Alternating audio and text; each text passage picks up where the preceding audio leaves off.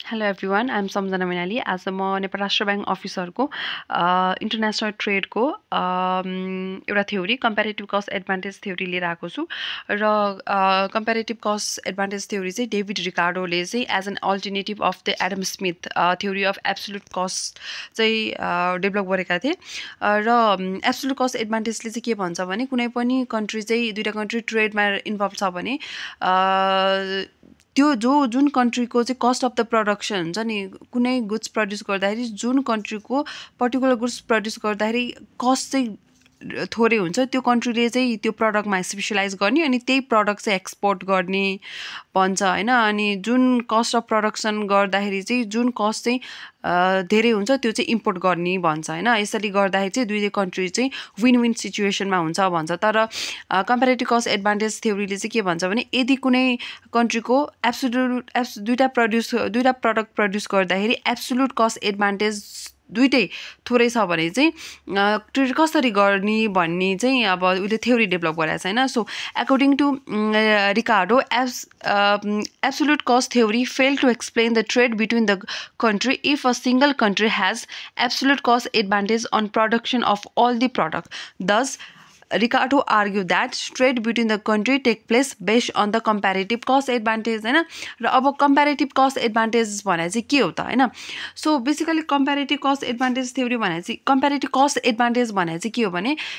कुनै पनि product produce गर्दाखेरि त्यसको अपर्चुनिटी कस्ट चाहिँ जुनको चाहिँ कम हुन्छ फर एन एक्जाम्पल मैले एउटा कन्ट्रीले चाहिँ एप्पल प्रड्युस गर्दाखेरि हैन र एक्सपोर्ट गर्दाखेरि एउटा युनिट अफ एप्पल चाहिँ प्रड्युस गरेर एक्सपोर्ट गर्दाखेरि उले चाहिँ 2 युनिट अफ दि अब के भन्नु फर एन एक्जाम्पल बनाना चाहिँ सैक्रिफाइसको प्रोडक्सन सैक्रिफाइस गर्नुपर्छ भने त्यसलाई चाहिँ हामी अपर्चुनिटी कस्ट भन्छौं है यो ट्रेडको केसमा so comparative cost advantage is shown by lower opportunity cost of producing the particular commodity in comparison to that of other countries हैन सो हामीसँग सर्टेन एजम्पसन छ र कम्पेरेटिभ कस्ट एडभान्टेज थ्योरीको एजम्पसन र एब्सोल्युट कस्ट एडभान्टेज थ्योरीको assumption चाहिँ same नै छ है so there are two country A and B involve in trade र सेकेन्ड एजम्पसन छ there are two product x and Y थर्डमा छ product are perfectly mobile but the factors of the production are immobile र यो थ्योरीले चाहिँ factor of production चाहिँ एउटा मात्रै छ त्यो चाहिँ लेबर भन्छ है there is free trade among the country so free trade मतलब त्यहाँ ट्यारिफहरू वा रेस्ट्रिक्सनहरू चाहिँ केही छैन there is perfect competition in the market so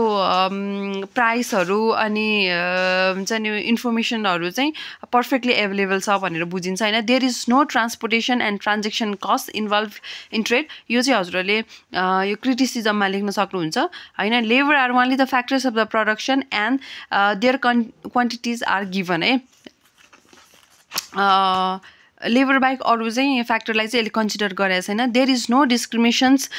between domestic product and foreign product है resources is given in both the country यो चाहिँ अब दुईटै थ्योरीको चाहिँ एजम्पसन चाहिँ सेम छ सो अब अगाडि बढ्दै जाम लेटस अब एउटा एक्जाम्पल दिएर चाहिँ हामीले चाहिँ थ्योरीलाई चाहिँ एक्सप्लेन गर्नुपर्ने हुन्छ सो फर्स्टमा छ let us consider there are two country Nepal and India involve in free trade and both use labour as the factors of the production suppose मानौँ चाहिँ दुईटा कन्ट्री छ नेपाल र इन्भल्भ र इन्डिया र दुईटा चाहिँ फ्री ट्रेडमा छ है त्यहाँ ट्यारिफहरू केही पनि छैन हैन फ्रीली गुड्सहरू चाहिँ मोबाइल छ हैन अनि लेबर माथि युज गर्छ अरू कुनै टेक्नोलोजी चाहिँ उले युज गर्दैन हैन लेट अस सपोज हैन let's in India 1 hour of worker labor can produce either 20 unit or 20 unit of cloth or 20 unit of wine हैन इन्डियामा चाहिँ 1 घण्टामा हैन 1 घण्टा लेबरले काम गर्दाखेरि कि त 20 unit of the cloth produce गर्न सक्छ कि त 20 युनिट अफ वाइन क्लोथ गर्नुपर्छ हैन अब 20 युनिट अफ क्लोथ प्रड्युस गर्ने हो भने 20 युनिट अफ वाइन चाहिँ छोड्नु पर्यो 20 युनिट अफ वाइन प्रड्युस गर्नु छ भने चाहिँ 20 युनिट अफ द क्लोथ चाहिँ छोड्नु पर्यो हैन सो नेपालमा नि सेम हैन let's in Nepal 1 hour of worker labor can produce either 5 unit of cloth or 10 unit of wine हैन नेपालले पनि 1 घण्टामा लेबरले चाहिँ काम गर्दाखेरि कि त 5 युनिट अफ क्लोथ प्रड्युस गर्न सक्छ कि त 10 unit of wine produce produce गर्न सक्छ, दुइटै प्रड्युस गर्न चाहिँ सो सकिँदैन। अब यही कुरा चाहिँ हामीले एउटा टेबलमा चाहिँ देखाएको छौँ। In this case India has absolute cost advantage in both product, that is cloth and wine. ल हेरौँ, जस्तै नेपालमा चाहिँ क्लोथ चाहिँ 1 घन्टामा 5वटा क्लोथ प्रड्युस गर्न सक्छ अरे, र 1 घन्टामा 10वटा वाइन प्रड्युस गर्न सक्छ होइन, आइदर अर होइन। सो इन्डियामा 20 युनिट 1 घन्टामा क्लोथ कि त 20वटा प्रड्युस गर्न सक्छ कि त वाइन 20वटा होइन। सो एब्सोल्युट कस्ट एडभान्टेज त इन्डियालाई नै भयो नि त, मतलब 1 घन्टामा 5 हामीले जम्मा 5वटा क्लोथ प्रड्युस गर्न सक्छ भने उसले चाहिँ 20वटा, र नेपालमा just 10 unit of wine produce गर्न सक्छ भने 1 घन्टामा उसले चाहिँ 20 युनिट अफ वाइन प्रड्युस गर्न सक्छ। मतलब इन्डिया चाहिँ अब एब्सोल्युट कस्ट एडभान्टेज छ दुइटै क्लोथ र वाइनमा होइन। सो यस्तो केसमा चाहिँ अब कसरी ट्रेड दुईवटा कन्ट्री बिच ट्रेड कसरी हुन्छ भन्दाखेरि चाहिँ एब्सोल्युट कस्ट एडभान्टेज, मतलब कुन कन्ट्रीले चाहिँ आइदर क्लोथ प्रड्युस गर्दाखेरि वाइन धेरै युनिट अफ वाइन सेक्रिफाइस गर्नुपर्छ, अर वाइन प्रड्युस गर्दाखेरि धेरै युनिट अफ क्लोथ सेक्रिफाइस गर्नुपर्छ होइन। So for Nepal opportunity cost of 1 cloth is equal to 2 unit होइन। नेपालले चाहिँ एउटा क्लोथको प्रड्युस गर्दाखेरि 2टा युनिट अफ वाइन चाहिँ सेक्रिफाइस गर्नुपर्छ अरे होइन। सो अनि नेक्स्टमा छ opportunity cost of 1 wine is equal to half unit of cloth. नेपालले चाहिँ एउटा वाइन प्रड्युस 1 घन्टामा गर्ने हो भने चाहिँ उसले चाहिँ जम्मा आधा युनिट अफ क्लोथ चाहिँ सेक्रिफाइस गर्नुपर्छ अरे होइन। So in India opportunity cost of 1 होइन चाहिँ इन्डियामा चाहिँ एउटा क्लोथ प्रड्युस गर्दाखेरि एउटा वाइन चाहिँ सेक्रिफाइस गर्नुपर्छ, र एउटा युनिट अफ वाइन प्रड्युस गर्दाखेरि एउटा युनिट अफ क्लोथ चाहिँ सेक्रिफाइस गर्नुपर्छ अरे होइन। सो के भयो त, नेपाल अब कम्पेयर गर्ने हो भने चाहिँ अब दुइटै कन्ट्रीको अपर्च्युनिटी कस्ट अफ एउटा क्लोथ कम्पेयर गर्ने हो भने चाहिँ नेपालले चाहिँ एउटा क्लोथ प्रड्युस गर्दाखेरि 2टा वाइन सेक्रिफाइस गर्नुपर्छ अरे होइन। तर इन्डियाले चाहिँ एउटा युनिट अफ क्लोथ के अरे प्रड्युस गर्दाखेरि चाहिँ एउटा युनिट अफ वाइन चाहिँ सेक्रिफाइस गर्नुपर्छ अरे होइन। र अब when comparing the opportunity cost of 1 cloth of both country, then the opportunity cost of producing cloth of India is lower than that of Nepal, that is 1 is less than 2 होइन। नेपालले चाहिँ एउटा cloth sacrifice गर्दाखेरि 2टा wine sacrifice गर्नु पर्थ्यो होइन, इन्डियाले चाहिँ एउटा क्लोथ गर्दाखेरि एउटा मात्रै। So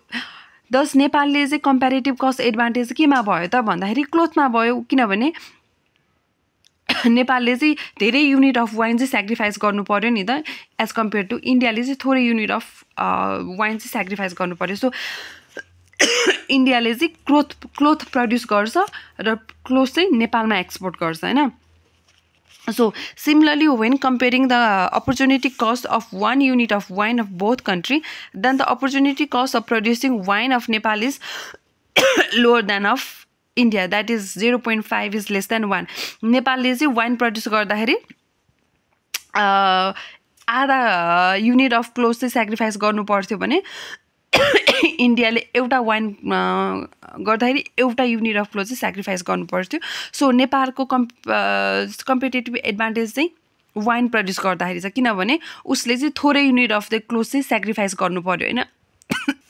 So in conclusion, based on the comparative cost advantage theory of Nepal, Nepal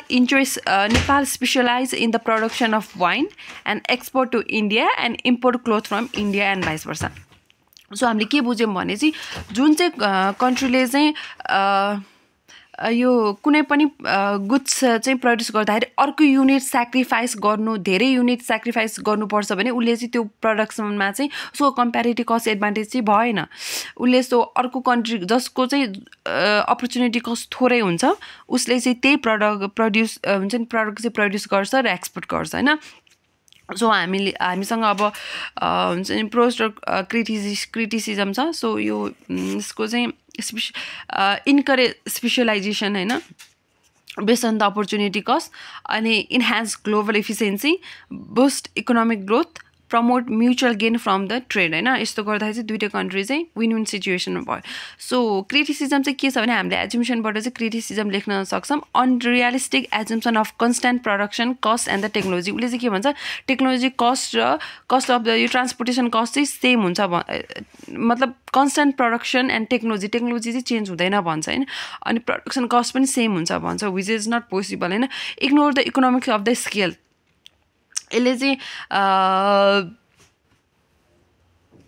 large unit of the production गरेर चाहिँ त्यहाँबाट पाउने बेनिफिटको कुरा चाहिँ इग्नोर गर्छ होइन एजुम फ्री ट्रेड एजुम गर्छ होइन अनि 2 dimensional concept that is 2 country and 2 goods यसले चाहिँ 2टा मात्रै कन्ट्री हुन्छ त्योभन्दा बढी हुँदैन 2टा मात्रै गुड्स प्रड्युस गर्छ भनेर एजुम गरेको छ होइन यो अहिलेको ग्लोबल सिनेरियोमा विच इज नट अनि रियलिस्टिक भनौँ न अनि ignore the transportation and the transaction cost यसले चाहिँ ट्रान्सपोर्टेसन र ट्रान्जेक्सन कस्ट चाहिँ हुँदैन भनेको छ है एजुम्सनमा होइन consider labour as only the factors of the production यसले चाहिँ लेबरलाई मात्रै फ्याक्टर्स अफ प्रोडक्सन भन्छ विच इज अनरियलिस्टिक सो यो चाहिँ हाम्रो कम्पेरेटिभ कस्ट एडभान्टेज थ्योरी थियो अब